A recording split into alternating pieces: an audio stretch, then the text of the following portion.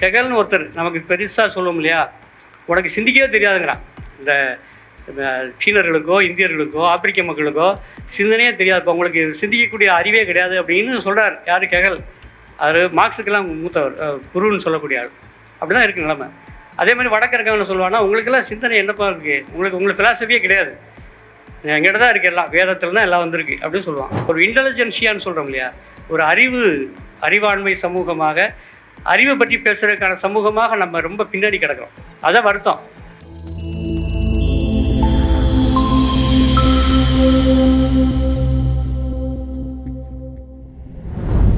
அடுத்ததாக வந்து பார்த்திங்கன்னா, அந்த உரிப்பொருளுமே வந்து பார்த்திங்கன்னா ரொம்ப நுட்பமானது. மற்ற எந்த இலக்கியங்கள்லையோ அல்லது ஃபிலாசபிலையோ இல்லாத ஒரு சமாச்சாரம். என்ன அப்படின்னா, அந்த இல்லிருத்தல் முல்லை, அதாவது ஒரு முதல்ல புணர்தல் அப்படிங்கிறது குறிஞ்சியில் இருக்கும், அப்புறம் இருத்தல் அப்படிங்கிறது முல்லையில் இருக்கும், ஊடல் என்பது மருதத்தில் இருக்கும், இரங்கல் என்பது நெய்தலில் இருக்கும், பிரிவு போகிறது, அதாவது பிரிஞ்சு போகிற பிரிதல் என்பது பாலையில் இருக்கும். இப்படி 5க்கும் 5 வகை. இது பார்த்திங்கன்னா, நம்ம சூழலியெல்லாம் நாங்கள் வந்து சைக்கிள் பண்ணுவோம். அதாவது நீர் வந்து எப்படி வந்து சுழந்து வருது அப்படின்னு பார்த்திங்கன்னா, இது அப்படியே பொருத்தமாக இருக்கும். இப்போ ஒரு தண்ணீர் எடுத்துக்கிட்டு இந்த ஃப்ரேமில் போட்டு பார்த்திங்கன்னா, குறிஞ்சி நிலத்துலேருந்து புணருது, அதுக்கப்புறம் முல்லைக்கு வந்தீங்கன்னா இருக்குது, அடுத்து மருதத்தில் வந்தீங்கன்னா ஊடல், ஏன்னா நீங்கள் எடுத்து தான் தண்ணி இறச்சி பயன்படுத்தணும். அதே போல் நீங்கள் நெய்தலுக்கு போனீங்கன்னா உப்பாக இறங்குது, அது திரிஞ்சு போகுது, அதுக்கப்புறம் பாலையில் ஆவியாக போயிடுது.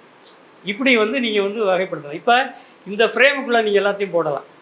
அப்போ இன்றைக்கி இருக்கிற சம்பவத்தை இப்போ எடுத்துக்கிட்டால், இப்போ திணைன்னு நான் சொன்னேன் இல்லையா, அறிவியல் அப்படின்னு. இப்போ நீங்கள் எடுத்துக்கிட்டிங்கன்னா, இந்த இளைஞர்கள் வச்சுருக்காங்க, இது எந்த திணையில் வைப்பீங்க? குறிஞ்சியில் வைப்பீங்களா, முல்லையில் வைப்பீங்களா? வைக்க முடியாது. அப்போ இது ஒரு திணை. இப்போ விர்ச்சுவல் திணை இப்போ இருக்குது. இப்போ நம்ம வந்து நெட்டு பார்க்குறோம், இணையம் பேசுகிறோம், அது எது? அது ஒரு திணை. அப்போ திணையை வந்து நீங்கள் விரிச்சிக்கிட்டே போகலாம். திணை என்பது 5க்குள்ளே அடங்காது. அப்போ அதுதான் நான் அறிவியல்னு சொல்கிறேன். திணை என்பது ஒரு அறிவியல். இதை எப்படினாலும் விரிச்சிக்கிட்டே இப்போ மார்க்ஸ் எழுதும்பொழுது சூழலியல் பற்றியான பெரிய இது வரல. இப்போ சிக்கல் ஒரே இடத்துல ரைன் நதியை பற்றி சொல்லும்போது அவர் என்ன சொல்கிறார் அப்படின்னா, அது மாசுபட்டுருக்கு, இதை வந்து சரி பண்ணணும், இது வந்து ஒரு மோசமான, இந்த தொழிற்சாலையை கூட மூடலான்னு சொல்கிறாரு. அப்போ ரெனியூவபிள் எனர்ஜி, நான் ரெனியூவபிள் எனர்ஜியை பற்றியான பேச்செல்லாம் இப்போ இல்லை. அவர் பெட்ரோல் கிடச்சிக்கிட்டு இருக்கும், நிலக்கரி கிடச்சிக்கிட்டு இருக்குன்னு நினச்சாங்க.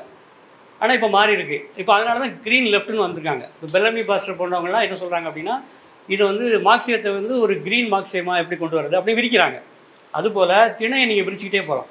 ஒரு கட்டத்துலையும் எப்படி இந்த திணைங்கிற ஒரு அறிவியலுக்குள்ள ஃப்ரேம் இருக்கு இல்லையா, இதுக்குள்ளே நீங்கள் போட்டு பார்த்தீங்கன்னா எல்லாமே அது செப்பமாக உட்காரும். அப்போ நமக்கே உரிய, இந்த மண்ணுக்கே உரிய ஒரு எபிஸ்டமாலஜி, இது வந்து ஒரு அறிவியல்னு சொல்லலாம். அறிவுக்கான அறிவியல் அப்படின்னு நம்ம வச்சுக்கலாம். ஸோ அந்த அடிப்படையில் இந்த திணையை வந்து பொருளியலாகவும் நீங்கள் பார்க்கலாம். நம்ம ஏற்கனவே சொல்லிட்டேன்னா, இப்போ உரிப்பொருள் சொல்லிட்டேன். அடுத்தது பார்த்திங்கன்னா, ஒரு 4 வகையான நெறிமுறைகள், பிரின்சிபல்ஸ் இருக்குது இதில் திணையில். என்ன அப்படின்னா, முதல்ல வந்து இந்த உறவாண்மை சொன்ன மாதிரி ஒன்றோடு ஒன்று கனெக்டாக இருக்குது. யாவரும் கேளுன்னு சொன்ன மாதிரிங்க, ஒன்றோட ஒன்று ஒவ்வொரு உயிரினமும் இணைஞ்சது. அது தீதும் நன்றும் பிறந்தரவார். அது ரொம்ப ரொம்ப நுட்பமாக சொல்லியிருப்பார். திணைக்கு ரொம்ப பொருத்தமானது. அதனால தான் நம்ம கணியன் பூங்குன்றனை திணை கோட்பாட்டினுடைய தந்தைன்னு சொல்கிறோம். என்ன அப்படின்னா, யாதும் ஊரே யாவரும் கேளிர், தீதும் நன்றும் பிறந்தரவாரா. இப்போ நீங்கள் வந்து இங்கே வந்து போட்டு நெருப்பை போட்டு எரிக்கிறீங்க, பிளாஸ்டிக்கை போட்டு கொளுத்துறீங்க, நமக்கு மட்டுமா தீமை வருது? உலகத்தில் எங்கேயோ ஒருத்தர் வந்து பண்ணுற தப்பு இங்கே வருது. அப்போ தீதும் நன்றும் பிறந்தரவார். தனிநபராக இருக்கலாம், ஒரு சமூகமாக இருக்கலாம், ஒரு நாடாக இருக்கலாம், அது செய்யக்கூடிய நன்மையோ தீமையோ அது எல்லாத்தையும் பாதிக்கும். இப்போ ஒன்றோட ஒன்று இணைந்தது, இதுதான் உறவாண்மைன்னு சொல்கிறோம். இதுக்கான நிறையா சான்றுகளை நீங்கள் சங்க இலக்கியம் முழுக்கும் பார்க்கலாம். ஒரு பறவை எப்படி ஒன்றோட ஒன்று கனெக்ட் ஆகிருக்கு, ஒரு நண்டு எப்படி கனெக்ட் ஆகிருக்கு, இப்படி சொல்லிகிட்டே போகலாம். இப்போ பறவைகளில் கூட பார்த்திங்கன்னா, அந்த ஆக்காட்டி பறவைன்னு சொல்கிறோம் பார்த்திங்கன்னா, அது கடந்தூள் அப்படின்னு சொல்லுவீங்களா, கணந்தூள் அப்படின்னு சொல்கிறார். ஒரு 2 இடத்துல குறிப்பு இருக்குது சங்க இலக்கியத்தில். அந்த கடந்தூள் அப்படின்னா கூட்டமாக தான் இருக்குமா, இது ஆக்காட்டி பறவை. கணம் அப்படிங்கிற கூட்டம், அந்த அடிப்படையில் அந்த பேர் வச்சுருக்காங்க. அதோட சிறப்பு என்னென்னு பார்த்தீங்கன்னா, அது வந்து கூடு கட்டுறது, மரத்தில் போய் கூடு கட்டுறதில்ல, பெரும்பாலும் வந்து தரையில் தான் கட்டும். அப்போ அந்த மண் மாதிரியே பண்ணிடும். இப்போ நீங்கள் கரிசக்காட்டில் போனால் கருப்பாக இருக்கும் முட்டை, சிவப்பு மண் சிவக்காட்டில் போய் பார்த்தீங்கன்னா சிவப்பாக இருக்கும். அதுக்கான தன்னை தகவல் பெற்றிருக்கு. ஸோ அந்த மாதிரி ஒன்றுக்கு ஒன்று ஒரு உறவு இருக்குது. அதனால நம்ம என்ன சொல்கிறோம், இயற்கை, நேச்சர், கல்ச்சர், சொசைட்டி 3ஐயும் சேர்த்திங்கன்னா இஸ் ஈக்குவல் டு திணை அப்படின்னு நீங்கள் வச்சுக்கலாம். ஸோ இந்த அடிப்படையில் ஒன்றோட ஒன்று இணைந்தது, அதுதான் இயற்கை உறவாண்மைன்னு சொல்கிறோம். அடுத்ததாக என்னென்னா, உயிர்ம நேயம். இது வந்து மற்ற எங்கேயும் பார்க்காது. இது வரைக்கும் நம்ம வந்து என்ன பண்ணியிருக்கோம்னா மனிதநேயம் பற்றி பேசியிருக்கோம். மனிதரோட சமமாக மதிக்கணும், அவங்களோட நேயமாக இருக்கணும் அப்படின்னு நம்ம பேசியிருக்கோம். ஆனால் அதை தாண்டிய ஒரு பார்வை நம்ம தமிழ் மரபில் இருக்குது. அதை தான் நம்ம உயிர்மை நேயம் சொல்கிறோம். உயிர்மை நேயம் அப்படின்னா என்ன அப்படின்னா, அதுக்கு நிறைய சான்றுகள் நம்ம சொல்லலாம். பாரியட் சொல்லலாம், பேகன் சொல்லலாம், புன்னை மரத்தை சொல்லலாம். இப்படி பல சான்றுகள் நம்ம பல இடங்களில் பேசியிருக்கோம். அப்போ மனிதனை தாண்டிய மற்ற உயிரினங்களையும் நாம் எப்படி வந்து நேசிப்பது அப்படிங்கிறது தான் முக்கியமானது. அப்போ நமக்கு அடுத்து ஒரு கேள்வி வரும், என்னடா அது இப்போ கொல்லாமை அப்படின்னு சொல்கிறீங்களா, அப்போ வந்து புலால் உண்ணாமை பற்றியெல்லாம் பேசுகிறீங்களா, இது எப்படி சரியாக இருக்கும் அப்படின்னு ஒரு கேள்வி வரும் இயல்பாகவே. அதுக்கு என்ன அப்படின்னா, சூழலியல் கோட்பாட்டில் இந்த கோட்பாட்டில் ஒரு செய்தியை நம்ம என்ன பார்க்கணும் அப்படின்னா, உணவுக்காக வேட்டையாடுதல் அப்படிங்கிறது அது வந்து அக்செப்டட். இப்போ எடுத்துக்காட்டிங்கன்னா, அது ஏன் அதை சொல்கிறோம் அப்படின்னா, ஒரு ஒரு ஒரு மந்தையை ஃப்ரெஷ்ஷாக வச்சுக்கிறது அப்படின்னா இது இந்த வேட்டை விலங்கு இருந்தால் தான் சாத்தியமாகும். இப்போ ஒரு கூட்டத்தில் ஒரு மான் கூட்டம் இருக்குதுன்னு வச்சுங்களேன். அந்த மான் கூட்டத்தை ஒரு புலி துரத்துது அப்படின்னா அது அந்த கூட்டத்தில் பின்தங்கிறது யாருன்னு பார்த்தீங்கன்னா நோயுற்ற விலங்குகளும் வயசான விலங்குகளும் தான் பின்தங்கும். அப்போ இது போய் அடித்து அந்த நோயுற்ற விலங்கையும் முதிய விலங்குகளையும் அந்த பந்தையிலேருந்து பிரிச்சிடும். அப்போ அந்த அந்த மந்தையானது எப்போயுமே ஃப்ரெஷ்ஷாக இருக்கும். இது ஒரு வகையான இயற்கையினுடைய நியதி. அந்த அடிப்படையில் தான் இந்த உணவு அப்படிங்கிறத நீங்கள் பார்த்தீங்கன்னா இதுக்கு மிக சிறந்த எடுத்துக்காட்டு அந்த வீரன் வெளியனார் அப்படிங்கிற அவர் எழுதின ஒரு புறநானூற்று பாடல். அதில் என்ன சொல்கிறாரு, ரொம்ப அற்புதமான காட்சி. அடிக்கடி நெடுஞ்செழியனார் சொல்லுவார். என்ன அப்படின்னா, ஒரு சின்ன காட்டுப்பகுதி, அந்த காட்டுப்பகுதியில் ஒரு சிறு குடிசை, அந்த குடிசை பக்கத்தில் அந்த குடிசை முன்னாடி அவன் வந்து ஒரு யானையை வேட்டையாடக்கூடிய ஒரு பெரிய வேடன், பெரிய ஆளுவன். ஆனால் அன்றைக்கி வேட்டைக்கு போனப்போ ஒன்றுமே கிடைக்கல. ரொம்ப சோகத்தோடு வந்து படுத்திருக்கான். அதாவது அந்த வாசப்படியில் தலை வச்சு படுத்திருக்கான். அன்றைக்கி சாப்பாட்டுக்கு உணவு இல்லை. அதுக்காக கொஞ்சம் திணைக்கதிர்களை எடுத்துகிட்டு வந்து கசக்கி சொலகில் வச்சு அந்த அம்மா காய வச்சுருக்கிறான். அப்போ இந்த காணாங்கோழி, இன்னொரு எதன்னு ஒரு பறவை, அது ஒரு பறவை பேரை சொல்கிறாங்க, அது வந்து அந்த சொலகில் வந்து இருக்கக்கூடிய அந்த திணையை சாப்பிட்றதுக்காக வந்துருக்குது. பக்கத்தில் அவன் இந்த பார்வை மான் அப்படின்னு ஒரு மான் சொல்கிறான். பார்வை மான், பார்வை அப்படின்னா ஒரு மானை பழைக்கிறது, அதாவது ஒரு பறவையை பழைக்கிறது, அதை ஒரு கூண்டில் போட்டு வச்சுருக்கணும். இதை பார்த்து அதனுடைய இணை வந்து சேர வரும், அப்போ பிடிச்சிக்கலாம். இது வந்து ஒரு டெக்னிக், அதுக்கு ஒரு பொறின்னு வச்சுக்கலாம். அந்த மாதிரி அந்த பார்வை மான் கட்டி போட்டிருக்கிறான். அதை வந்து ஒரு ஆண்மான் வந்து அதோட சேர வருது, சேர்ந்துக்கிட்டு இருக்கு. இப்போ இது அம்மா பார்க்குறா. பார்த்துட்டா இவளுக்கு சத்தம் போட்டு விரட்டினா, அது கோழி தின்னுட்டுருக்கு, ரொம்ப சத்தம் போட்டால் கோழி விரட்டலாம், சாப்பாட்டுக்கு இன்றைக்கி திணை கிடைக்கும். ஆனால் அப்படி சத்தம் போட்டால் வீட்டில் இருக்க கணவன் வந்து எந்திரிச்சிடுவான். எந்திரிச்சு என்ன பண்ணுவான், மானை போட்டு தள்ளிடுவான். இப்போ பிரச்சனை அங்கே இருக்குது. அதனால் அவள் அப்படியே அமைதியாக நிற்கிறான். இப்படி ஒரு காட்சி இது படமாக வரையலாம். அங்கே எப்படி ஃபோட்டோ வச்சுருக்கீங்களோ அது மாதிரி அது படமாக வரையலாம். ஓவியர்கள் வரைஞ்சிங்கன்னா அதை நம்ம ஃப்ரேம் பண்ணலாம். இந்த மாதிரி ஒரு காட்சி சங்க இலக்கியத்தில் இருக்குது. அப்போ அவள் இறைச்சிக்காக என்ன பண்ணியிருக்கலாம், அதுக்கு பின்னாடி வந்து பார்த்திங்கன்னா அந்த பாட்டில் பார்த்திங்கன்னா இறைச்சி சாப்பிட்ற பற்றி சொல்கிறான், எப்படியெல்லாம் உணவு சமைச்சு கொடுக்குறேன் அப்படின்னு. ஆனால் அவளுக்கு வந்து அந்த மான கொள்ளைக்கு மனசு வரல. இதுதான் இது பார்த்திங்கன்னா இந்த ட்ரைபல் கல்ச்சரில் முக்கியமாக நம்ம எல்லோரும் தெரிஞ்சிக்க வேண்டியது. இப்போ ஆடு மாடு வெட்டுறாங்கல்ல, மாடுன்றத விட ஆடு தான் பெரும்பாலும் வெட்டுறாங்க நம்ம பகுதியில். ஒரு பகுதியில் ஒரு மாதிரி இருக்கும். அப்போ இந்த ஆடை வெட்டும்போது ஆடை வளர்க்குறான் அவர் தான். வளர்க்கும்போது ஆடை எப்படி வெட்ட முடியும், மனசு கேட்காது. ஏன்னா நம்ம குழந்தை மாதிரி வளர்த்துட்டோம், அதை எப்படி வெட்டுறது அப்படின்னு அவன் என்ன பண்ணுறான்னா ஒரு அக்ரிமெண்ட் போடுறான், ஜென்டில்மேன் அக்ரிமெண்ட். யாரோட, கடவுளோட. எப்போ நீ உயிரை கொடுத்த, நான் உனக்கு உயிரை கொடுத்துறேன், கறியை மட்டும் நான் எடுத்துக்கிறேன் அப்படின்னு போகிறாங்க. சாமியில் போய் பேசிக்கிறான். இதா பாரு வெட்டுறேன், உனக்கு உயிர் உனக்கு போயிடுச்சு, கறி எனக்கு அப்படின்னு சொல்லி ஒரு அக்ரிமெண்ட் போட்டு வந்துடலாம். இதுதான் அந்த மனநிலை. அந்த சைக்காலஜி பார்த்தீங்கன்னா அப்படி ஈஸியாக கொல்ல மாட்டான். யாருமே வந்து பார்த்திங்கன்னா நிறையா வீடுகளில் கோழி வளர்க்குறாங்களே, பிள்ளைங்க வெட்ட விடாது. அன்றைக்கி வந்து கோழியை விரட்டி பிடிக்கும்போது பிள்ளைய திறந்து விட்டுரும். ஏன்னா அந்த ஒரு நெருக்கமான மனநிலை தான் அந்த ட்ரைப் கல்ச்சருங்கிறது. மனிதருடைய அடிப்படையான மனோவியல் என்ன அப்படின்னா எல்லாத்தையும் நேசமாக பார்க்குறது, அதாவது உயிர்மை நேயம்னு சொல்கிறோம். அது வந்து எல்லாத்தையும் இருக்குது. அப்போது இந்த பண்பாடு நமக்கு ஒரு பெரிய தத்துவமாகவே கொடுத்துருக்காங்க. பகுத்துண்டு பல்லு ரோம்புதல், நூலோர் தொகுத்தவற்றுள் எல்லாம் தலையிட்டார். எல்லா கோட்பாட்டிலையும் சிறந்த கோட்பாடு இதுதான் அப்படின்றார். அடுத்ததாக பார்த்தீங்கன்னா பயோடைவர்சிட்டின்னு சொல்லக்கூடிய பன்மயம், அதுவும் நம்முடைய திணை கோட்பாடு ரொம்ப முக்கியமானது.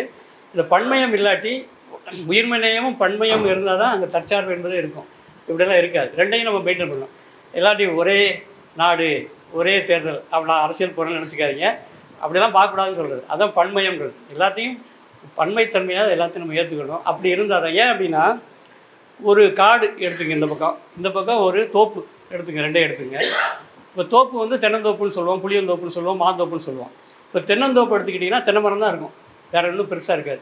அங்கே டைவர்சிட்டி கிடையாது, பன்மையம் என்பது இருக்காது, ஒரே மரம் இருக்குது. அப்போ என்ன பண்ணணும், நீங்கள் அது தென்னந்தோப்பு தண்ணி பாய்ச்சணும், உரம் கொடுக்கணும், பூச்சியை வருதான்னு பார்க்கணும், எல்லா விதமான பராமரிப்பையும் செய்யணும். இந்த பக்கம் ஒரு காடு, அந்த காடுக்குள்ளே தென்னை மரமும் இருக்கும், ஆனால் யாரும் எதுவும் செய்ய வேண்டியதில்லை, அது தற்சார்பாக இருக்கும். அதான் டைவர்சிட்டியினுடைய, ஏன்னா அந்த டைவர்சிட்டியினுடைய சிறப்பே ஒன்றே ஒன்று தாங்கி பிடிப்பது. அப்போ ஒரு காடுக்கும் ஒரு தோப்புக்கும் உள்ள வேறுபாடு தான் அடிப்படையானது. இதை தான் வந்து அடிநிழற் காடுன்னு சொல்கிறார் வள்ளுவர். மணிநீரும் மண்ணும் மலையும் அடிநிழற் காடும் உடையது அரண், ஒரு நாட்டினுடைய அரண் அப்படின்னு சொல்கிறார். ஆக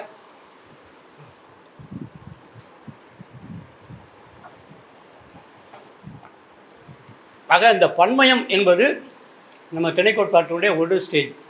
அடுத்ததாக தற்சார்பு, அதாவது தற்சார்பியம்னு சொல்லுவோம். தற்சார்பு என்பது கட்டாயமாக இனிமேல் பேசக்கூடிய ஒன்றாக இருக்க போகிறது. ஏன் அப்படின்னா, ரெண்டு விஷயத்தை நம்ம தொடர்ந்து எல்லாத்தையும் அழிச்சிட்டே வந்தோம். முக்கியமாக ரெண்டு விஷயத்தை ரொம்ப தீவிரமாக அழிக்கிறோம். ஒன்று இந்த வேளாண்மை கலை, அதாவது விவசாய கலை. இப்போ கலைக்கும் தொழிலுக்கும் வேறுபாடு இருக்குது. இப்போ ஒரு ஓவியர் வரைகிறதுக்கும் அதை வந்து பிரிண்ட் அடிக்கிறதுக்கும் வேறுபாடு இருக்குது. ஓவியர் வரைந்தால் ஒரே மாதிரி அப்படியே வரைய மாட்டார், ஒரு படமும் வேறுபட்டதாக இருக்கும். ஆனால் இது அச்சடிக்க போனீங்கன்னா 50 காப்பி 100 காப்பி அடிச்சிடலாம், ஒரு 1000 அடிக்கலாம், 2000 அடிக்கலாம். ஆனால் இது எல்லாமே ஒத்த தன்மை உள்ளதாக ஒரே மாதிரி தான் இருக்கும். அது பிரிண்ட் பண்ணி எடுக்கணும் மிஷினில் போட்டு, இது தொழிலாகிடுது. ஆனால் படம் வரைகிறது ஒரு கலையாது. அப்போ வேளாண்மை என்பது ஒரு கலையாக இருக்கும் வரைக்கும் அது சிறப்பாக இருந்தது. அப்போ அந்த கலை என்பது கொஞ்சமாக அழிச்சிட்டே இருக்கும். இப்போ நிறையா பேருக்கு, இளைஞர்களுக்கு எப்படி வரப்பு போடுறதுன்னு தெரியாது, எப்படி வந்து நேராக வந்து ஒரு வாக்கியம் அமைக்கணும்னு தெரியாது, அது அழிஞ்சு போச்சு. இது ஒரு பக்கம். இது கேட்டால் இது வந்து பெரிய முன்னேற்றம் அப்படின்னு நம்ம பேசுவோம். நான் அதுக்குள்ளே போகலை, நல்லதாக கேட்டதானே அப்புறம் விவாதிப்போம். அடுத்ததாக வந்து சமையல் கலை இப்போ அழிஞ்சிருக்கு. இப்போ நான் வந்து ஒரு 20-25 வருஷத்துக்கு முன்னாடி செடியனை பார்க்க போகும்போது இது நடந்த கதை தான். அவர் அண்ணா நகரில் இருந்தார். அப்போ போகும்போது ஒரு பெரிய நாய் வச்சுருப்பார். அந்த நாய் போனவரை எங்களை போட்டு ஒரு 2 உருட்டி தான் உட்கார வைக்கும். அதில் போய் உட்காந்துட்ட பிறகு என்ன பண்ணுவார்னா, டக்குன்னு ஃபோன் அடித்து, அப்போ அந்த செல்ஃபோன்லாம் கிடையாதுல்ல, இந்த ஃபோன் அடித்து சுற்றுவார். சாப்பாடு சொல்கிறேன் அப்படிம்பார். என்ன செடியன்னு சாப்பாடு சொல்கிறீங்களா அப்படி? அவன் சொன்னால் கொண்டா கொடுத்துருவான். எப்போ 25 வருஷத்துக்கு முன்னாடி சென்னையில் நடந்தது. இப்போ அப்படி இல்லை. இப்போ எங்கே போனாலும் எந்த வீட்டுக்கு போனாலும் ஃபோன் பண்ணி சாப்பாடு வருது, ஏதாவது யாராவது ஒன்றா கொடுத்துட்டு போகிறாங்க. இப்போ சமைப்பது என்பது கிட்டத்தட்ட அழிஞ்சிக்கிட்டே வருது. இதை வந்து பெருமையாகவும் முன்னேற்றமாகவும் நம்ம கருதுகிறோம். ஆனால் இப்போ இதனுடைய விளைவு என்ன பார்த்தீங்கன்னா, ரொம்ப சிக்கலாகும். இப்போ ஆங்கில படங்கள்லாம் பாருங்களேன், ஆங்கில படங்கள் பார்க்கும்போது சமையல் அந்த கிச்சனை காட்டுவாங்க. அப்போ அவர் எப்படி சமைப்பார்னா, ஒரு இதை திறப்பார், ஒரு டப்பா எடுப்பார், ஊற்றுவார், இன்னொரு டப்பா எடுப்பார், இதை போடுவார், அப்படி சமைப்பார். நம்ம ஊர் சமையல் கிச்சன் அப்படி இருக்காது. கொஞ்சம் இது கருவேப்பிலை பிடிக்கிட்டு வருவோம், கொஞ்சம் கத்திரிக்காய் எடுத்துகிட்டு வருவோம், வெட்டுவோம், சமைச்சு பண்ணுவோம். அதை வந்து கிட்டத்தட்ட இயற்கையோடு நெருக்கமாக இருக்கும் நம்முடைய கிச்சன்.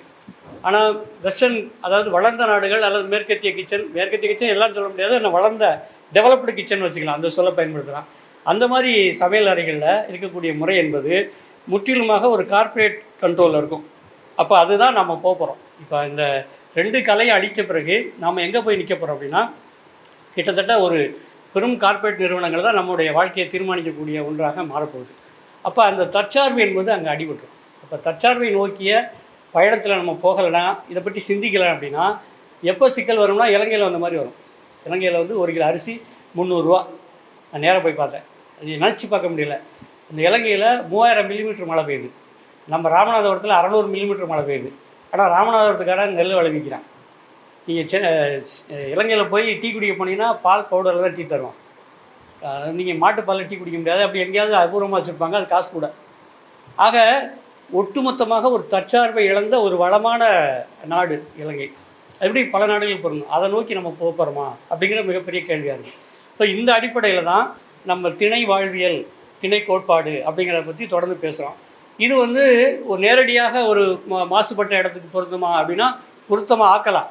ஆனால் இதை வளர்த்தெடுக்க வேண்டிய இடத்துல நம்ம இருக்கிறோம். ஏன் அப்படின்னா, தமிழர்களுடைய கோட்பாடு இது, நமக்கான பெருமை. சரி, நமக்கு மட்டுமா இல்லை, உலகத்துக்கான ஒரு கொடை, இது ஒரு அறம். அதான் நம்ம வந்து எதிர்காலத்திற்கான அறம் அப்படின்னு சொல்கிறோம் இந்த திணை கோட்பாட்டை. இப்போ இந்த வழியில் நம்ம எடுத்துகிட்டு போவோம் அப்படின்னா நமக்கும் நல்லது, இந்த உலகத்துக்கும் நல்லது என்று கூறி முடிக்கின்றே. நன்றி, வணக்கம்.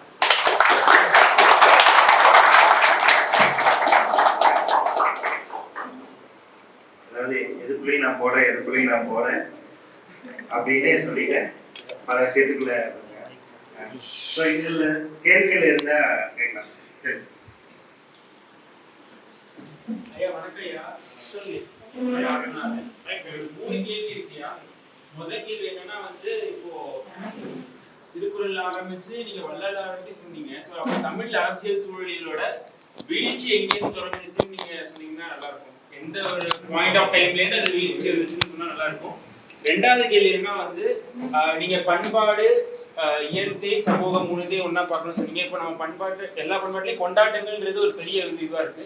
ஸோ சில பண்பாட்டில் பார்த்தோன்னா ஒரு ஒரு மனிதத்தை நடுவுபடுத்தின ஒரு பண்பாடாவோ இல்லை கடவுளை நடுவுபடுத்தின ஒரு கொண்டாட்டங்களாக தான் இருந்திருக்கு. சூழலியலை நடுவுபடுத்தின கொண்டாட்டங்களா இப்போ நம்ம பொங்கல் தாண்டி வேற ஏதாவது எடுத்துக்காட்டு இருக்கா தமிழ் சமூகத்தில் அப்படின்ற ஒரு கேள்வி. மூணாவது கேள்வி என்ன, இப்போ இந்த தற்சார்பு சமூக பொருளியலை பற்றி சங்க இலக்கியங்கள்லையோ இல்லை வேற எதையோ இன்னும் டீப்பாக ஏதாவது பேசியிருக்காங்கன்றதான் இந்த 3 கேள்வி. இது நீங்கள் முதல் கேள்வி ஒரு நீண்ட பதில் சொல்ல வேண்டியது. சுருக்கமாக அதாவது அரசியல் வீழ்ச்சி அப்படின்னு உங்கள் பார்வையில் பார்த்தீங்க அப்படின்னா, எப்பெல்லாம் ஒரு நாடு அடிமைப்படுதோ அப்போல்லாம் வீழ்ச்சி இருக்கும். அப்படின்னா சமூகத்தை எப்படி பிரிக்கலாம் அப்படின்னா, முதல்ல சூழல், சுற்றுச்சூழல் அல்லது என்விரான்மெண்ட் அப்படின்னு வச்சுக்கலாம். அங்கே இருக்கிற ரிசோர்ஸ், அந்த காடு மலை வளங்கள் அப்படின்னு எடுத்துக்கலாம். அடுத்ததாக சொசைட்டி, சமூகம், அதுக்கடுத்து அரசியல், அதுக்கப்புறம் அப்புறம் பண்பாடு. இப்படி ஒரு 6 பிரிவுகளாக நீங்கள் ஒரு வட்டம் போட்டு அப்படியே அடுக்கி வச்சுக்கலாம். ஒன்றோட ஒன்று இணைஞ்சது, ஒன்றுக்கு ஒன்று ஒரு தொடர்பு இருக்கும். ஒரு இது மாதிரி ஸ்டார் மாதிரி போட்டு பண்ணிங்கன்னா இப்போ போட்டு அளக்கலாம். அது மாதிரி ஒன்றோட ஒன்று இணைஞ்சது. அப்போ இந்த இணைப்பை நீங்கள் ஒன்றோடு தனித்தன்மையாக பார்க்க முடியாது. இப்போ அரசியல் இருக்குது அப்படின்னா, அரசியல் அங்கோட பொருளியலோட சம்மந்தப்பட்டிருக்கும், அங்கே இருக்கிற சமூகவியலோட சம்மந்தப்பட்டிருக்கும், பண்பாட்டியலோட சம்மந்தப்பட்டிருக்கும். அதே நேரத்தில் பொருளியல் இப்படி எடுத்திங்கன்னா அரசியலோடு சம்மந்தப்பட்டிருக்கும். இப்போ ஒன்றோட ஒன்று இன்டர் கனெக்டட் தான், தனியாக பார்க்க முடியாது. அப்போ ஒரு இடத்துல அரசியல் அதிகாரத்தில் ஒரு அமைப்பு இல்லாத பொழுது அங்கே இருக்கக்கூடிய பொருளியல் அந்த சமூகத்தை விட்டு போகும், வேறு சமூகத்துக்கு போகும். அந்த பண்பாட்டு சூழல் மாறும். இப்படியெல்லாம் மாறிக்கிட்டே இருக்கும். அதுதான் அடிப்படையானது. அப்போ அடிப்படையில் ஒரு நாடு, தமிழ்நாடு அப்படின்னு எடுத்துக்கிட்டிங்கன்னா, தமிழ்நாட்டு அல்லது இந்தியா அப்படின்னு எடுத்துக்கிட்டிங்கன்னா, இந்திய சமூகத்தை யார் ஆளுமை இப்போ செய்கிறாங்க அப்படின்னா, அவங்களுடைய பொருளியல், அவங்க நலன் சார்ந்த பொருளியல், அவங்க நலன் சார்ந்த பண்பாட்டு கூறுகள் தான் அமைக்கப்படும். இப்போ நாம் என்ன பேசுகிறோம்னா, கவுண்டர் கல்ச்சரை பற்றி பேசிகிட்டு இருக்கோம். இப்போ எப்படின்னா, நமக்கான பண்பாடு எது, நமக்கான பொருளியல் எது, நமக்கான அரசியல் எது அப்படின்னு நம்ம பேசுகிறோம். அப்போ இப்படி ஒரு சமூகத்துக்கும் இருக்கும். அது ஒரு சமூகமும் தனக்கான பண்பாட்டையும் தனக்கான பொருளியலையும் தீர்மானிக்கும். அப்போ எங்கெல்லாம் இந்த படையெடுப்புகள் நடக்கிறது, எங்கெல்லாம் அரசியல் அதிகாரம் போகிறது, அப்படியெல்லாம் போக போக தான் அந்த சமூகம் வீழ்ச்சி அடையுது. அப்போ இது ஒரு பெரிய நீண்ட ப்ராசஸ். அப்போ ஒரு சமூகம் விழிப்பாக இல்லாவிட்டால் அது நிச்சயமாக அடிமைப்படும். அப்போ வெளிப்பட்ட சமூகத்துக்கான காரணம் யார் அப்படின்னா நாமளும் தான். அங்கே இருக்கக்கூடிய சமூக மக்களும் விழிப்புள்ளவர்களாக இருக்கும். இப்போ அன்றைக்கி இவர் வெங்கடாச்சலபதி பேசும்போது ஒரு அற்புதமான கருத்தை சொன்னார். இந்த அம்பேத்கர், இந்த பக்கம் காந்தி, ரெண்டையும் எப்படி பார்க்குறது? 2 பேரும் ஒரே விஷயத்தை தான் பேசுனாங்க. இவர் சுயமரியாதையை பற்றி பேசினார் அம்பேத்கர், இவர் சுய சுத்தத்தை பற்றி பேசுகிறார் காந்தி. அப்போ பெரும்பாலும் யாரெல்லாம் அந்த அகம்புறம், நான் சொல்ல காளிதாசையிடம் சொல்லியிருக்கும்போது அதான் பேசினேன். புறத்தை பற்றி அம்பேத்கர் பேசுகிறாரு, அகத்தை பற்றி காந்தி பேசுகிறார். 2ம் ஒரே கருத்து தான். ஆனால் இந்த ஒரு போராட்டத்துக்கு தயார்படுத்தும் போது தன்னுடைய தொண்டர்களை, தோழர்களை தயார்படுத்துறது, அவங்கள சுத்திகரிப்பு பண்ணுறது, அவங்கள இப்போ அகிம்சைங்கிறது ரொம்ப கடுமையான சமாச்சாரம். ஈஸியாக ஒன்றும் இல்லை, திருமணம் பண்ணிக்க போகிறோம் நாங்கள் 2 பேர் அப்படின்னா உடனே போய் கக்கூஸ் கழுவுங்கன்றவார் காந்தி. புரியவே புரியாது, என்னடா சம்மந்தமெல்லாம் சொல்லிட்டு இருக்காரு அவர். அவங்கள ஒரு இது தயார்படுத்துறது. இப்படி போராட்டத்தில் அப்படி அடி வாங்க வைப்பார். ஆனால் அம்பேத்கருடையது அப்படின்னா மரியாதை, அதாவது எனக்கு சுயமரியாதை, என்னை குளத்தில் தண்ணி எடுக்க விட மாட்டேங்கிற, என்னை சமத்துவம், இது இப்படி ஒரு பிரச்சனை. இந்த 2யுமே இணைஞ்சது தான். அப்போ எதுக்கு சொல்ல வரேன் அப்படின்னா, இந்த சமூகத்தை நீங்கள் ஒரு வெளியிலேருந்து வரக்கூடியவங்க ஒரு பக்கம் வர்றாங்க, உள்ளே இருக்கக்கூடிய, இப்போ நாங்கள் விவசாயத்தில் என்ன சொல்கிறோம்னா, பூச்சி இருக்குது பார்த்தீங்களா, பூச்சி வெளியேருந்து வரும், ஆனால் நோய் செடிக்குள்ளே இருக்கும். 2 சமாச்சாரம். இப்போ நம்ம நோயையும் சரி பண்ணணும், பூச்சியையும் கட்டுப்படுத்தணும், இந்த 2 வேலையும் செய்யணும். அப்போ தான் அரசியல். இந்த சமூகத்தை பற்றி கொஞ்சம் சிந்திக்கணும். அவங்க சிந்திக்காட்டி சிக்கல் தான். அதனால் வீழ்ச்சிக்கு காரணம் ஒரே ஆள் கிடையாது, பன்வகையான வீழ்ச்சிகள் காரணம். இப்போது அரசியல்வாதிகளாக இருக்கலாம், சிந்தனையாளர்களாக இருக்கலாம், பொருளியல் ஆட்களாகவும் இருக்கலாம். எல்லாரும் இந்த பற்றியான அடிப்படை விழிப்புணர்வு இல்லாததான் சிக்கல். அதை நீங்கள் புரிஞ்சுக்கிட்டீங்கன்னா சரி. இது ஒரு கேள்வி, இவ்வளோ நேரம் ஆயிடுச்சு. அடுத்தது என்ன? கொண்டாட்டங்கள் ரிச்சுவல்ஸ்னு சொல்கிறோம் இல்லையா, சடங்குகள்.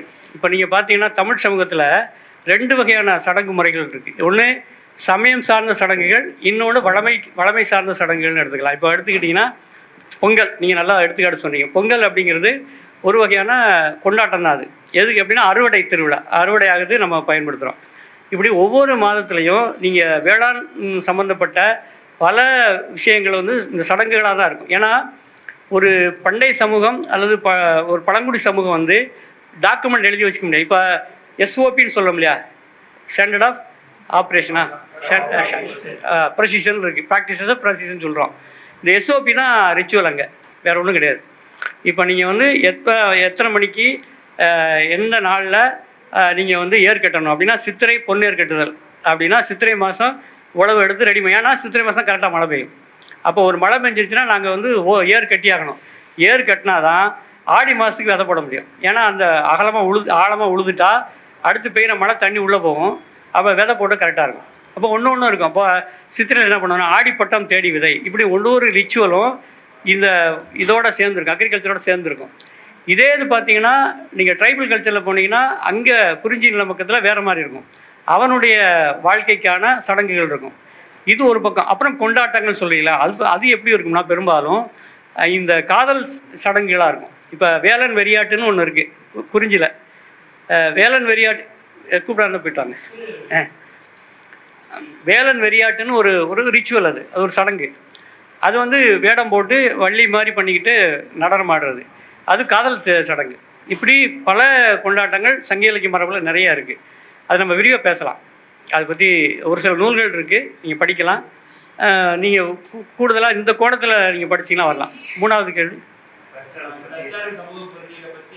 தற்சார்புக்கு வந்து சிறந்த எடுத்துக்காட்டு பாரி தான்.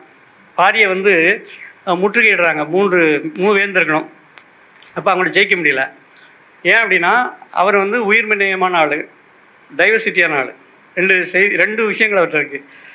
டைவர்சிட்டினா அதுக்கு நான் சும்மா சொல்லலை, சான்று இருக்குது. கபிலர் எழுதுகிறார் பாட்டு, என்ன சொல்கிறார் அப்படின்னா, உழவர் உழாமல் செய்யக்கூடிய வரவுகள் என்னென்ன இருக்குது அப்படின்னு சொல்கிறார், பட்டியல் போடுறார்.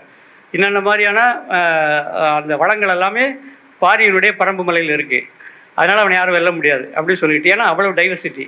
அதுக்கப்புறம் அவன் வந்து ஒரு உயிர்மனைவாதி அப்படின்னா முல்லை கொடிக்கு தேரை கொடுக்குறான்.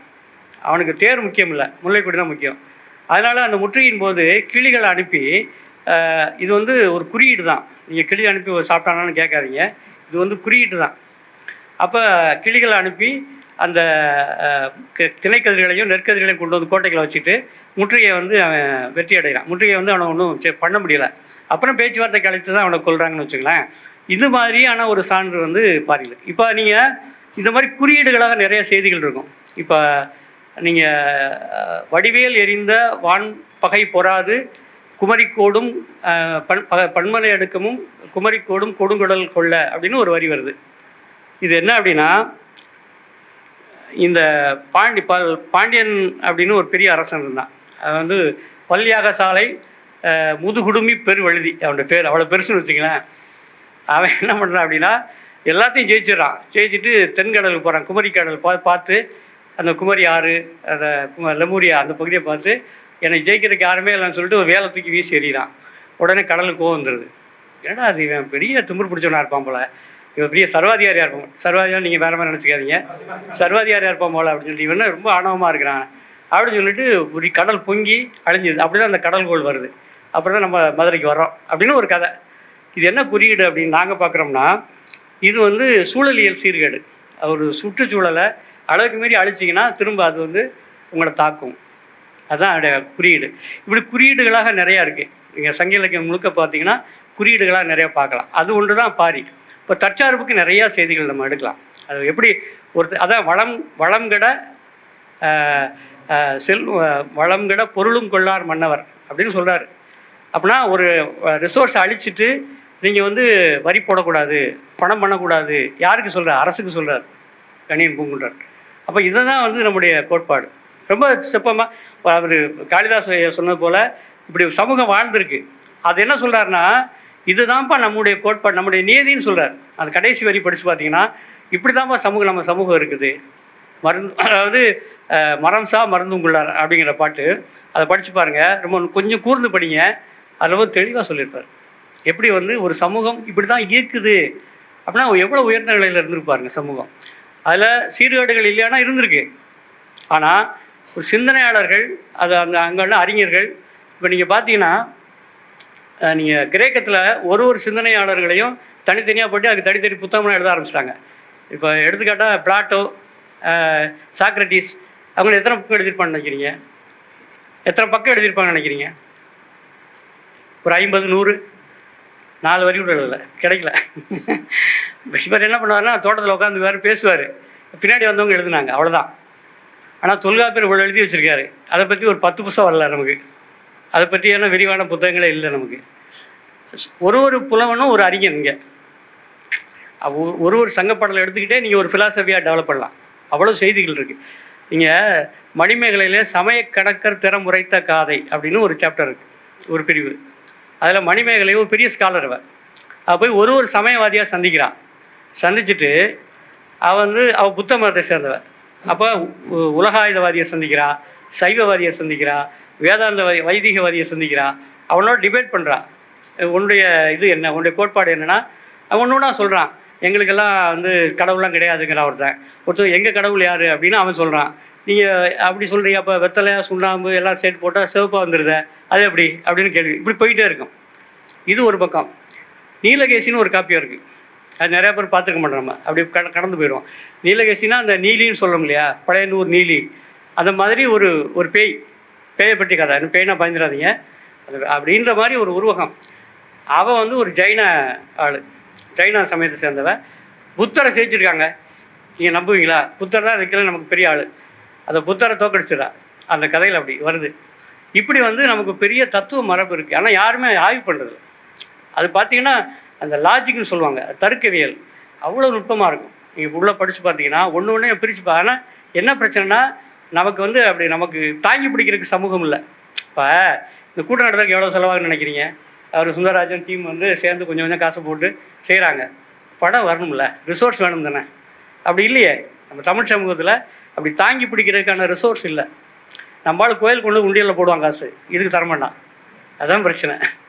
அப்போ ஒரு சமூகம் எப்படி மேலே வரும் அப்படின்னா அந்த சிந்தனைக்கும் அதை உருவாக்குறதுக்கும். இப்போ என்ன சொல்கிறாங்க, உங்களுக்கு தத்துவமே இல்லைம்பா. வடக்க உள்ள ஆளுகள்கிட்ட போய் பேசுனீங்கன்னு வச்சுங்களேன். அதே போல் ஹெகல்னு ஒருத்தர் நமக்கு பெருசாக சொல்லுவோம் இல்லையா, உனக்கு சிந்திக்கவே தெரியாதுங்கிறான். இந்த சீனர்களுக்கோ இந்தியர்களுக்கோ ஆப்பிரிக்க மக்களுக்கோ சிந்தனையே தெரியாது. இப்போ உங்களுக்கு சிந்திக்கக்கூடிய அறிவே கிடையாது அப்படின்னு சொல்கிறார். யார்? ஹெகல். அவர் மார்க்ஸுக்கெல்லாம் மூத்தவர், குருன்னு சொல்லக்கூடிய ஆள். அப்படி தான் இருக்குது நிலைமை. அதே மாதிரி வடக்க இருக்கவங்க சொல்லுவாங்கன்னா உங்களுக்கெல்லாம் சிந்தனை என்னப்பா இருக்குது, உங்களுக்கு ஃபிலாசபியே கிடையாது, எங்கிட்ட தான் இருக்குது, எல்லாம் வேதத்தில் தான் எல்லாம் வந்திருக்கு அப்படின்னு சொல்லுவான். நம்ம வழி இல்லை. ஏன்னா நமக்கு சொல்கிறதுக்கு நமக்கு இல்லை. இருக்குன்னா அங்கே இருக்க எடுத்து சொல்கிறதுக்கான ஆட்கள் இல்லை, அதை உருவாக்குறதுக்கான வழிகளும் இல்லை, அதுக்கான ரிசோர்ஸும் இல்லை. இப்போ நிறையா அரசு இருக்குது, நமக்கான அரசு இருக்குது. இதுக்கெல்லாம் எங்கே செலவு பண்ணுறாங்க? இந்த மாதிரி ஏதாவது கூட்டம் நடத்துறதுக்கு பைசா தராங்களா? தரமாட்டாங்க, வேறக்கு தான் தருவாங்க. ஆக இப்படி ஒரு நிலைமை இருக்குது நமக்கு. இப்போ ஒரு இன்டெலிஜென்சியான்னு சொல்கிறோம் இல்லையா, ஒரு அறிவாண்மை சமூகமாக, அறிவை பற்றி பேசுகிறதுக்கான சமூகமாக நம்ம ரொம்ப பின்னாடி கிடக்கிறோம். அதான் வருத்தம். இப்போ இந்த கூட்டத்திலே ஏதோ சுந்தரராஜனுடைய தயவில் பேசிக்கிட்டு இருக்கணும்னு வச்சுங்களேன். சுந்தரராஜன்றது ஒரு குறியீடு, அந்த டீம்னு வச்சுங்களேன். அந்த மாதிரியான ஒரு தயவில் நம்ம பேசிக்கிட்டு இருக்கோம். இப்படி எங்கே பேச முடியாது? கேட்குறதுக்கு நாதி இல்லை, அது வேற. பேச கேட்டால் இடம் கூட கிடைக்கும்னு வச்சுங்களேன். இதை பற்றி கொஞ்ச நேரம் கேட்கணும்ல. என்னடா இவன் இணைன்னு இருக்கிறான், இது ஒன்று எந்த சங்க இலக்கியம் பேசி அப்படி தான் பார்ப்பாங்களுடைய. தமிழாசிரியர்கள் மத்தியில் பேச முடியலைங்க. அவ்வளவு நிலைமை ரொம்ப மோசமாக இருக்குது. அப்போ நம்ம போய் எங்கே போய் பேசுறது? அப்போ எப்படி நமக்கு ஒரு அறிவு சமூகத்தை உண்டாக்குறது, எப்படி ஒரு தத்துவ மரபை உருவாக்குறது, மெய்யியலை கட்டியம் எழுப்புறது ரொம்ப கஷ்டம்தான். பார்ப்போம், முயற்சி பண்ணி பார்ப்போம்.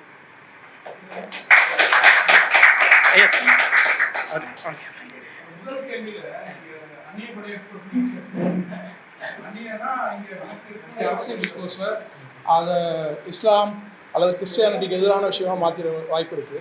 ஆனால் நீங்கள் சொன்னதுலேருந்தே பாரிக்கு எதிரான படையெடுப்புலேருந்தே கூட அந்த விஷயம் தொடருது அப்படின்னு சொன்னோம். இல்லை இயற்கையை வெல்றது அப்படின்ற ஒரு சின்ன இதுக்குள்ளே மாட்டிக்கிட்டு பல ஆயிரம் வருஷமாக எல்லா சமூகத்துக்குள்ளே இருக்கக்கூடிய பிரச்சனை இருக்கு இல்லையா, அதை கொஞ்சம் விலைக்கு சொல்லிட்டா கொஞ்சம் நல்லா இருக்கும். சரி, பெரிய கேள்வி கேட்டிருக்காரு. என்ன அப்படின்னு இது மட்டும் வெளியில போச்சுன்னா இஸ்லாமிய படையெடுப்பும் கிறிஸ்துவ படையெடுப்பு மட்டும்தான் அந்த மாதிரி மாற்றி சொல்ற மாதிரியான இல்லை, நான் வந்து மதம் சார்ந்து சொல்லலை, பொதுவாக அந்நிய வெளியேருந்து வர படையெடுப்புகள் அப்படிங்கிற பொருளில் வரும்னு சொல்கிறாரு. அதாவது படையெடுப்புகள் அப்படிங்கிறது மதம் சார்ந்தோ அல்லது வந்து ஒரு மொழி சார்ந்தோ அப்படி பார்க்கக்கூடாது. படையெடுப்புகள்ங்கிறது எப்படி நடக்கும் அப்படின்னா பெரும்பாலும் பொருளியல் சார்ந்தான் நடக்கும். இப்போ ஏன் வந்து இந்தியா மேலே படையெடுக்க வந்தாங்க அப்படின்னு வரலாற்று ஆசிரியர்கள் எப்படி சொல்கிறாங்க அப்படின்னா, இந்தியாவில் வந்துட்டு அவ்வளோ செல்வம் இருக்குது. இப்போ ராபர்ட் கிளைவ் பிறகு அவன் இங்கே வந்துட்டு போன பிறகு பல இங்கிலாண்டில் இருக்கக்கூடிய பல கிராமங்களில் நிறையா இப்படி வீட்டுக்கு முன்னாடி வச்சுக்கிட்டு நிறையா வைரம் வைடூரியங்கள்லாம் விற்றாங்க அப்படின்னு ஒரு குறிப்பு இருக்குது. நமக்கு நம்ப முடியல. அவ்வளோ இங்கேருந்து அள்ளிட்டு போயிருக்காங்க. என்ன பண்ணுவாங்க அப்படின்னா, போர் வீரர்களை கொண்டு வந்து ராஜராஜ சோழன் தவிர மற்ற எல்லா அரசர்களும் என்ன செய்வாங்கன்னா அப்படின்னா, எவ்வளோ கொள்ளையடிக்கிறியோ கொஞ்சம் கொடுத்து நீ வச்சுக்க, அப்படி தான் வந்து போர் வீரர்களுக்கான இன்ஸ்ட்ரக்ஷன். அப்போ என்ன பண்ணுவாங்கன்னா, நிறைய இடத்துக்கு போர் போகும்போது அந்த படை வீரர்கள் எவ்வளோ முடியுமோ அவ்வளோ லூட் பண்ணுவாங்க, எடுத்துகிட்டு போவாங்க. அப்படிங்கிறதான் நிலைமை. அப்போ இந்தியாவுக்கு வரக்கூடியவங்க எல்லாரும் இந்தியாவை பற்றியான வெளியில் இருக்கக்கூடிய கருத்து என்ன அப்படின்னா, ஒரு செல்வம் நிறைந்த நாடு, செல்வம் கொளிக்கும் நாடு அப்படின்னு தான் சொல்லப்பட்டிருக்கு. அப்போ அதை நோக்கி வர்றாங்க. இப்போ நமக்கு வாஸ்கோடகாமா வர்றதே வந்து அதே போல் மெகலன் வந்து போய் கண்டுபிடிக்கிறாரு அமெரிக்காவை, அவர் இந்தியாவை நோக்கி தான் வர்றாரு, வேறு வழி இல்லாமல் அங்கே போய் மாட்டுறாரு. அப்புறம் அமெரிக்காவை கண்டுபிடிக்கிறது அப்படின்னு மெகலன் கொலம்பஸ் வந்து கொண்டாட கண்டுபிடிச்ச நாடுன்னு சொல்கிறாங்க இல்லையா, அந்த கொலம்பஸ் வந்து இந்தியாவுக்கு தான் வர்றாரு, ஆனால் அங்கே போய் சேர்ந்துடுறாரு. அப்படி தான் வந்தது. ஆக இந்தியாவை பற்றியான வெளியே பரப்புதல் என்னன்னா, இந்த பெரிப்ளஸ் காலத்தில் அந்த பழைய கிரேக்க காலத்தில் கூடிய வரலாற்று ஆசிரியர்கள் இங்கே வந்தவங்க பயணிகள் எல்லாமே இந்தியா வந்து ஒரு வளமான நாடு அப்படிங்கும்போது இதை நோக்கி வர்றாங்க படையெடுக்க. இப்போ இந்தியான்றது ஒரு பெரிய பரப்பாக இல்லை. ஒரு இப்போ வடக்கு பகுதியில் கொஞ்சம் நாடு, ஒரு பகுதியில் ஒரு நாடு இருக்குது. இங்கே வந்து சேர சோழ பாண்டிய நாடுகள் அப்படிங்கிறது ஒரு பெரிய பரப்பாக ஒரு தொடர்ச்சியாக இருந்திருக்கு. அது வந்து 2000 ஆண்டுகளுக்கு முன்னாடி இருந்து நமக்கு குறிப்புகள் இருக்குதுன்னு வச்சுங்களேன். அப்படி தான் அது வந்திருக்கு இல்லையா. படையெடுப்பு அப்படிங்கிறது மதம் சார்ந்தோ ஒரு மொழி சார்ந்தோ வராது. அது வந்து முழுக்க பொருளியல் சார்ந்து தான் எல்லா படையெடுப்புகளும் பெரும்பாலும் நிகழ்ந்திருக்கு. அதுக்குள்ளே வரும்பொழுது அதனுடைய பண்பாட்டு கூறுகளாக மதம், மொழி எல்லாமே வருது. இப்போ வந்து இஸ்லாமியர்கள் படையெடுப்பு, கிறிஸ்தவர்கள் படையெடுப்பு அப்படின்னு நம்ம பார்க்க முடியாது. அதுக்குள்ளே உள்ளார்ந்து என்ன அப்படின்னா, இப்போ மொழின்னு எடுத்துக்கிட்டிங்கன்னா இப்போ தெலுங்கு படையெடுப்பு, அங்கே வடக்கிருந்து வரும்பொழுது தெலுங்கு ஆட்சி வரும்பொழுது இயல்பாக அவங்களுடைய இது வருது. இப்போ அவங்களுடைய பாடல்கள் இடம் வருது, அவங்களுடைய இலக்கியங்கள் வருது, ராமனை பற்றியான போட்டி புகழ்தல், அதுக்கான கோயில்கள் உண்டாகுது, இப்படி வருது. அதே போல் கிறிஸ்தவ மதங்கள் வரும்பொழுது கிறிஸ்தவ நிறுவனங்கள் உருவாக்கி அவங்க நடத்துகிறாங்க. அதாவது இஸ்லாமியர்கள் வரும்பொழுது இப்படி ஒன்று ஒன்றா தான் வருதே ஒழிய ஒரு குறிப்பிட்ட அளவில் இந்த மதத்தை மட்டுமே மையமாக வைத்து ஒரு படையெடுப்பு நடக்கலை இந்தியாவை பொறுத்தவரை. அப்படி தான் என்னுடைய பார்வை. விவசாயக்கலை பற்றி விவசாயக்கலை பற்றி சொல்லும்போது நீங்க இலங்கையின் சேர்த்தே குறிப்பிட்டீங்க அதோடைய தொடர்ச்சியா.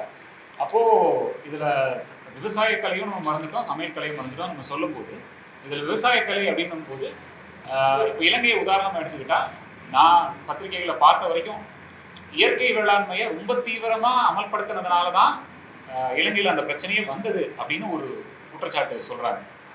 இப்ப நமக்கே வந்து இங்க அந்த குற்றச்சாட்டை இங்க சொல்லும் போது இங்க சொல்லக்கூடியவங்க என்ன சொல்றாங்கன்னா, அதனாலதான் நாங்க அதை வேண்டாம்னு சொல்றோம், ரொம்ப தீவிரமா உரம் வேண்டாம் அப்படின்னு சொல்லும் போது நம்மாழ்வார் வரைக்கும் அந்த கேள்வி போகுது பின்னாடி. அப்படி ஒரு சாரார் வந்து அதை சொல்றாங்க. அப்ப இந்த விவசாய கலையை மறக்கிறாங்க, இல்ல விவசாய கலை வந்து அழியுதுங்கிற போது இந்த வாதம் வர்றதை நீங்க எப்படி பாக்குறீங்க? இல்ல சரி, இலங்கையை சொல்றாங்களே, ஏன் கியூபாவை சொல்றது இல்லை யாரும்? அதாவது வசதியை ஒன்று மறக்கிறாங்களே. இலங்கையை சொல்றீங்க ரைட்டு, ஏன் கியூபாவை சொல்றது இல்லை? கியூபா இயற்கை வேளாண்மையில ஜெயிச்சது, அது ஏன் வசதியாக மறக்கிறாங்க? அப்போ அதுக்குள்ள ஒரு அரசியல் இருக்குல்ல. அப்போ இதை எப்படி சமன் செய்யறது? எப்படி இல்லை சமன் செய்யல. என்னன்னா, இது ஒரு வகையான முறை, அது ஒரு வகையான முறை. இதை வந்து நடைமுறைப்படுத்தல தவறு நடக்குது. ஏன் அப்படின்னா, இவர் என்ன பண்ணாருன்னா, ஃபெடரல் வந்து ஃபஸ்ட்டு வந்து முதல்ல அவர் எப்படி இயற்கை விவசாயத்தை கொண்டு போனார் அப்படின்னு அதை பார்க்கணும். நம்ம முதல்ல வந்து என்ன செய்கிறாரு அப்படின்னா, யாரெல்லாம் வந்து சின்ன விவசாயிகள், ஏன்னா அங்கே கியூபாவுடைய வரலாறு பார்த்திங்கன்னா இன்ட்ரெஸ்டிங்கானது. ஏன்னா அங்கே வந்து புரட்சி நடந்த பிறகு எல்லா நிலத்தையும் அரசு எடுத்துருது, அரசுடைமையாகிறது. அதில் ரொம்ப சின்ன பகுதி மட்டும்தான் அரசு எடுக்காத சிறு பகுதி. அவங்க தான் அந்த ட்ரெடிஷ்னல் ஃபார்மர்ஸ் சொல்லக்கூடிய மரபு சார்ந்த வேளாண்மை செய்யக்கூடிய விவசாயிகள். அவங்களுக்கு தான் அந்த இயற்கை, அதாவது இயற்கை வேளாண்மைங்கிறது ஒரு பெரிய கான்செப்ட். அதில் வந்து ரசாயன உரம் பூச்சிக்கொல்லிகள் பயன்படுத்தாமல் கொஞ்சம் பேர் இருக்கிறாங்க. அவர் என்ன செய்கிறாருன்னா, நெருக்கடி வருது. எங்கே சோவியத் ரஷ்யா வீழ்ச்சி அடைஞ்ச பிறகு அவங்களுக்கு உரம் கிடைக்கல, ரசாயன உரம் கிடைக்கல, பெட்ரோல் கிடைக்கல, டிராக்டர் ஓட்ட முடியலை. ஏன்னா அதுக்கு முன்னாடி என்ன பண்ணுவாங்கன்னா, ஒரு டீம் உழுதுகிட்டே போகும், ஒரு டீம் கரும்பு நட்டிக்கிட்டே போகும், ஒரு டீம் வந்து வெட்டிக்கிட்டே போவாங்க கரும்பை. உற்பத்திக்கும் அந்த மக்களுக்கு எந்த தொடர்பும் இல்லை. அது அந்நிய மதம்னு சொல்லுவாங்க. அது தனி கான்செப்ட். கிராம்சி பண்ணுவாங்களா அதை பற்றி விரிவாக சொல்கிறாங்க. அப்போ உற்பத்திக்கும் நுகர்வுக்கும் அல்லது உற்பத்திக்கும் அவருடைய உரிமைக்கும் எந்த தொடர்பும் இல்லாத ஒரு அலைனேஷன், அந்நிய மதல் வந்துடுது. அது ஒரு பக்கம். இன்னொரு பக்கம் என்ன ஆச்சுன்னா, இது நின்ன உடனே இவங்களுக்காக இயங்க முடியலை. கியூபா வந்து அடுத்த கட்டம் போகல. ஒன்று அமெரிக்கா பக்கம் போகணும் தன்னுடைய கொள்கையை விட்டுட்டு, இல்லாட்டி தற்சார்பாக நிற்கணும். அப்படிங்கும்போது தான் அவர் என்ன பண்ணுறாரு அப்படின்னா, அந்த விவசாயிகள் எல்லாம் விட்டு போன விவசாயிகள் இருக்காங்களா 10%, அவங்கள கூப்பிட்டு உட்கார வைக்கிறாரு முதல் வட்டத்தில். 2வது வட்டத்தில் சயின்டிஸ்ட்டை பூரா உட்கார வைக்கிறார். ஏன்னா அங்கே சயின்டிஸ்ட் அதிகம், அறிவியல் அறிஞர்களும் மருத்துவர்களும் அதிகம். கியூபாவில் கல்வியை நிறையா கொண்டு போயிட்டாங்க. அப்போ அவங்க பின்னாடி உட்காந்துருக்காங்க. இவர் என்ன சொல்கிறாருன்னா, உங்களுடைய வேலை, அறிவியல் அறிஞருடைய வேலை என்னென்னா, அவங்க என்ன சொல்கிறாங்களோ அதை குறிப்பிடுத்துங்க, அதை அறிவியல் விளக்கப்படுத்துங்க. அதுதான் உங்களுடைய வேலை. அவங்க செய்கிறது, அவங்க என்ன ப்ராக்டிஸ் பண்ணுறாங்களோ அதை சொல்லுவாங்க, நீங்கள் அதுக்கான அறிவியல் விளக்கம் கொடுங்கன்னு சொல்லிட்டு அதை ப்ராக்டிஸாக மாற்றுறாங்க. அது புத்தகமாக போட்டோம். ஏகாதிபத்தியத்துக்கு எதிரான இயற்கை வேளாண்மைன்னு ஒரு புத்தகம் இருந்துச்சு. ஐயா நல்லகண்ட ஐயா வெளியிட்டார். அந்த புத்தகத்தில் விரிவாக இருக்காது, மொழிபெயர்ப்பு நூல் நாங்கள் போட்டோம். அந்த அதில் அவர் வந்து நுட்பமாக செஞ்சு அதை கட்டம் கட்டமாக எடுத்துகிட்டு போய் காட்டேஜ் இண்டஸ்ட்ரியாக மாற்றிட்டாருங்க. அந்த இடுபொருள் தயாரிப்பு எல்லாத்தையும் மாற்றி அங்கே அவருடைய செக்ரட்டரியாக இருந்தவங்க நாங்கள் வந்தாங்க, கேத்தரின் மர்ஃபின்ட்டு. நானும் கல்பாக்க நடராஜன் அவங்களாம் சேர்ந்து கூட்டிகிட்டு போனோம். தமிழ்நாடு முழுக்க பார்த்துட்டு அவங்க என்ன சொன்னாங்கன்னா, எங்களை விட உங்களுக்கு நல்லா இருக்குது, டெக்னாலஜி வைஸாக நீங்கள் வந்து அட்வான்ஸாக இருக்கீங்கன்னு சொன்னாங்க. இப்போ அந்த மாதிரி அதை திட்டமிட்டு செஞ்சாங்க. இங்கே என்ன பண்ணாங்க தெரியுமா, இலங்கையில் ஒரே நாள் டிமானிட்டேஷன் மாதிரி தான் முடிஞ்சு போச்சு.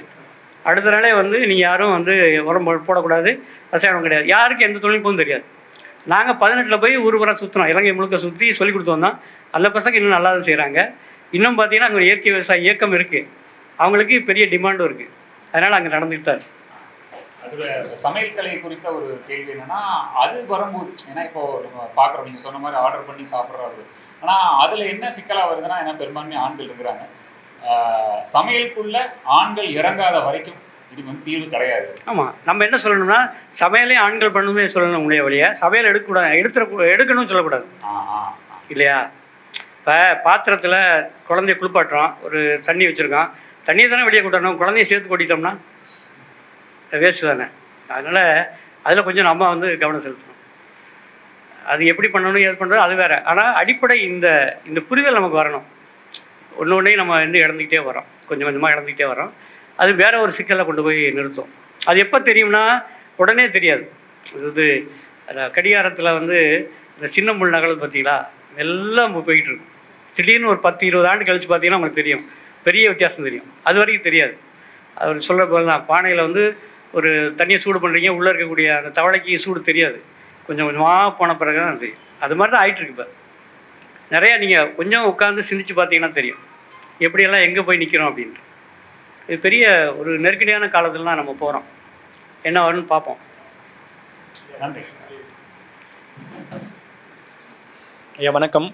இந்த சூழலை காப்பாற்றணும் அப்படின்ற ஒரு விஷயத்தை பற்றி நம்ம பேசும் பொழுது இதற்கு 2 முக்கியமான காரணங்களாக இருக்குது. ஒன்று நகரமயமாக்கல் அப்படின்ற ஒரு விஷயமும், இன்னொன்று வந்து இந்த தொழிற்சாலைகள், இந்த கார்ப்பரேட் மயம் அப்படின்றதுக்கும் ஒரு முக்கியமான காரணமாக இருக்கும்.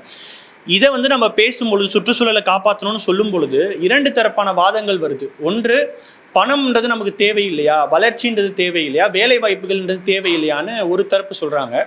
2வது தரப்பில் இருக்கிறவங்களும் இந்த 3 பாயிண்ட்டும் சொல்லிட்டு கூடுதலாக அவங்க என்ன சொல்கிறாங்கன்னா, இந்த நகரமயமாக்கல் அப்படின்ற ஒரு விஷயத்தினால கிராமத்தில் இருக்கக்கூடிய அந்த சாதிய இறுக்கம் அப்படின்றது இங்கே குறையுது அப்படின்னும், அது மட்டும் இல்லாமல் இந்த கார்ப்பரேட் கம்பெனியில் போய் வேலை செய்கிறதுனாலையும் ஒடுக்கப்பட்ட மக்கள் பல பேர் வந்து வளர்ச்சியும் அடைகிறாங்க அப்படின்ற வாதத்தை வைக்கிறாங்க. இதை எப்படி நம்ம பார்க்கறது, இந்த ஒரு பாயிண்ட்டை 2வது தரப்பில் சொல்கிறவங்க? பல இடங்களில் வைக்கிற கேள்வி தான், எங்கள் மேலே வர குற்றச்சாட்டு தான்.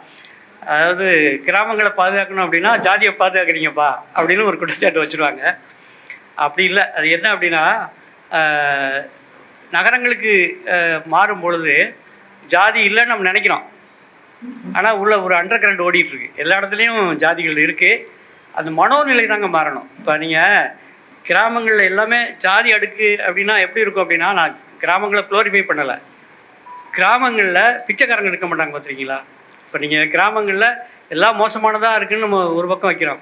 கிராமங்களில் பிச்சைக்காரங்கள் இருக்க மாட்டாங்க, இது ஒரு இண்டிகேட்டர். நகரங்களில் பிச்சைக்காரங்கள் இருக்காங்களா இல்லையா, இது ஒரு இண்டிகேட்டர். ஏன் அப்படின்னா நம்ம எப்படி எந்த இப்போ இது ரிடக்ஷனிசம்னு ஒரு இது பயன்படுத்துவாங்க. இப்போ என்னென்னா, இப்போ கடலில் போய் வலை போடுறீங்க, வலை போடும்போது மீன் பிடிக்கிறீங்க, உங்கள் வலையில் மீன் வரலன்னு வச்சுக்கலாம், என்ன எழுதுவீங்க தெரியுமா? இந்த கடலில் மீனே இல்லை அப்படின்னு எழுதுவீங்க, முடிஞ்சு போச்சு. அந்த மாதிரி நாம் சில ஃப்ரேம் வச்சுருக்கோம், இந்த ஃப்ரேமுக்குள்ளே இது ஃபிட்டின் ஆகுதான்னு பார்க்குறோம். கிராமங்கள்லாம் இப்படி வருதா அப்படின்னு பார்க்குறோம், அப்புறம் கிராமம் மோசம் அப்படின்னு எழுதி முடிச்சிடறோம். இது அப்படி பார்க்கக்கூடாது. ரெண்டு பக்கமும் மெரிட்ஸ் அண்ட் டிமெரிட்ஸ் ரெண்டுமே இருக்குது. ஒரு கிராமங்களுக்கான சிறப்பு, இப்போ ஃபியூடல் அப்படின்னு சொல்ல முடியாது, நில உடைமை சமூகம். நில உடைமை சமூகத்தில் எல்லாம் மோசமாக இருந்துச்சு. உடனே என்ன சொல்லுவாங்கன்னா, பாமையன் நில உடைமையை க்ளோரிஃபை பண்ணுறாரு அப்படின்னு சொல்லிடுவோம். அப்படி இல்லைங்க. அதுக்குன்னு சில மெரிட்ஸ் அண்ட் டிமெரிட்ஸ் எல்லா சமூகங்கள்லையும் இருக்குது. ஆனால் நம்ம என்ன நினைக்கிறோம் அப்படின்னா, அதெல்லாம் மோசமானது, இதெல்லாம் சிறந்தது அப்படின்னு ஒரு முடிவுக்கு வந்துடும். அப்படி இல்லை. அப்போ நம்ம என்ன பண்ணோம்னா, ஒன்றையும் சீர்தூக்கி மேம்படுத்திக்கிட்டே போகணும். அப்போ அதான் பண்பாடுங்கிறது. தான் இப்போ மரபுக்கும் பண்பாடுக்கும் வேறுபாடு இருக்குது. ட்ரெடிஷன் வேறு, கல்ச்சர் வேறு. இப்போ ட்ரெடிஷனில் எல்லாமே அழுக்குகளும் சேர்ந்து கூட வரலாம். ஆனால் ஒரு பண்பனப்படுவது பாடறிந்து ஒழுகுதல் அப்படின்னு சொல்லுவாங்க. அப்போ அந்த பண்பாட்டு கூறுகளுக்கு போகும்போது அதுலேருந்து அடுத்த நிலைக்கு போகணும். அப்போ தீயதை களைந்து எடுத்து போகணும். அப்போ கிராமங்கள் வேணாம் சொல்லலை, எப்படி சொல்லக்கூடாது, கிராமங்களில் ஜாதியை குறைக்கணும், ஜாதி சமத்துவத்தை உண்டாக்கணும், அப்படி தான் நம்ம பேசணுமே ஒழிய கிராமங்கள்லாம் அழிச்சிட்டோம்னா ஜாதி போய்டும்னு நினைக்கிறீங்களா? அப்படி போகலை. எனக்கு தெரிஞ்சு நகரங்கள்லேயும் ஜாதிகள் தான் இருக்குது. அப்போ நகரத்தில் அழிச்சிடலாமா? இப்படி தான் போய்கிட்டே இருக்கும். அதனால் இது கொஞ்சம் நுட்பமான கேள்வி, அதை நம்ம அடுத்த கட்டமாக யோசிக்கணும்.